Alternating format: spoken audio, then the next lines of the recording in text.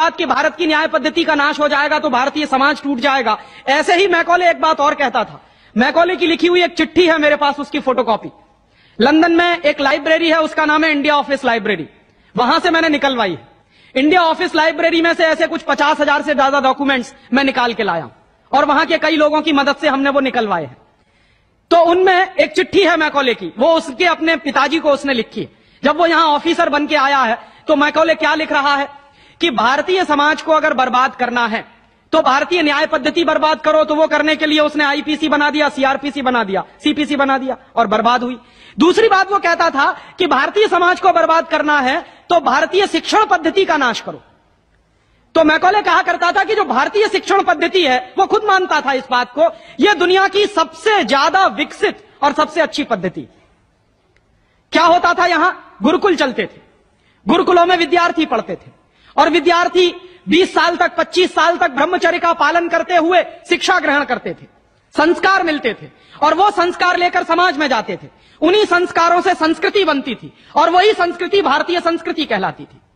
ऋषि थे, मुनि थे, बड़े बड़े ज्ञानी थे, महात्मा थे, वो गुरुकुलों को चलाया करते थे और सारे के सारे गुरुकुल जो चला करते थे उनमें वेदों का अध्ययन, पुराणों का अध्ययन, उपनिषदों का अध्ययन, जो भारतीय ज्ञान है, जो भारतीय मनीषा है, उन्हीं सबका अध्ययन संस्कृत के माध्यम से कराया जाता था।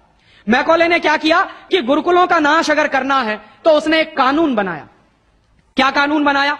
संस्कृत में जितने विद्यालय इस देश में चलते थे हिंदुस्तान में अंग्रेजों के जमाने में, उन सबको उसने इल्लीगल घोषित किया, गैर कानूनी। और उसने प्रतिबंध लगा दिया कि संस्कृत भाषा के माध्यम से कोई भी गुरुकुल चलेगा उसको अंग्रेजी सरकार मान्यता नहीं देगी। तो मान्यता किसको देगी? अंग्रेजी के माध्यम से जो कॉन्वेंट स्कूल चलेंगे उनको अंग्रेजी सरकार मान्यता देगी। और उसके लिए बाकायदा उसने कानून बनाया। उस कानून का नाम है इंडियन एजुकेशन एक्ट।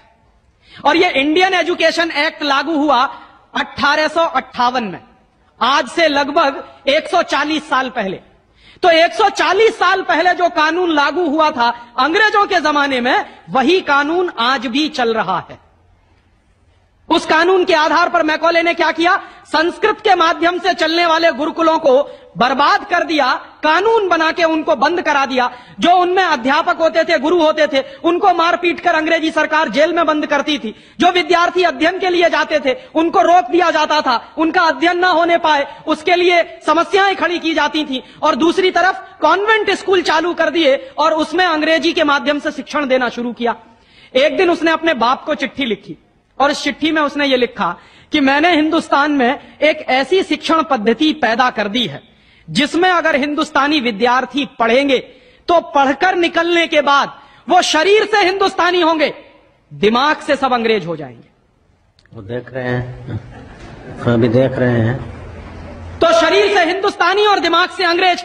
तो मैकॉले दूसरी बात लिख रहा है उस चिट्ठी में कि जब वो शरीर से हिंदुस्तानी और दिमाग से अंग्रेज हो जाएंगे तो अंग्रेजों के हिसाब से सारे काम करेंगे।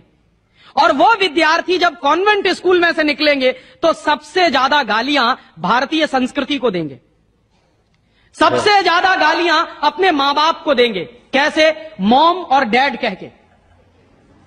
डैड माने होता है मरा हुआ और मम्मी माने होता है शव।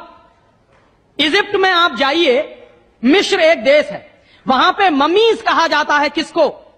मरे हुए आदमी के शव को। तो हमारी मां हो गई मम्मी, मम्मी, और पिताजी हो गए डैड।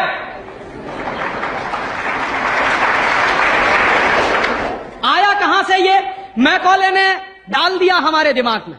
और मैं ये कहता हूं कि मैकॉले तो मर गया, उसका बाप भी मर गया, सब मर गए, भगवान उनकी आत्मा को शांति दे, लेकिन उसकी जो आत्मा है वो हम सब में प्रवेश कर गई है।